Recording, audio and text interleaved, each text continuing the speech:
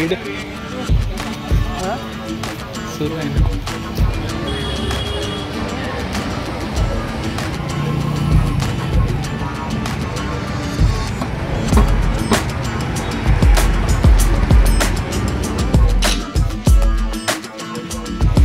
चंद्रपूर शहर प्रदूषणाच्या क्रमवारीत अगदी वरच्या स्थानावर आहे आणि चंद्रपूर शहरातील प्रदूषणास कारणीभूत असणारे अनेक घटक आहेत। त्यापैकी CTPSचं युनिट क्रमांक 3 आणि 4 यातून होणारं प्रदूषणाची तीव्रता सर्वाधिक आहे आणि हे कालबाह्य संच आहे आणि काळाच्या ओघात हे बंद करण्याची गरज आहे। यापूर्वी सुद्धा इकोब्रो संस्थेच्या वतीने जनहित याचिका युनिट क्रमांक 1 आणि 2 साठी करण्यात आलेली होती।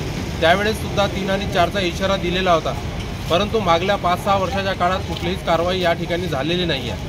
म्हणून चंद्रपूर शहरातील प्रदूषण मुक्तीकरिता आज MPCBला साकडं घाला अशा पद्धतीचा सत्याग्रह आम्ही अधिवेशनाच्या कामकाजाच्या 7व्या दिवशी 7वं आंदोलन करीत आज या ठिकाणी सत्याग्रह करण्यात आलेला आहे।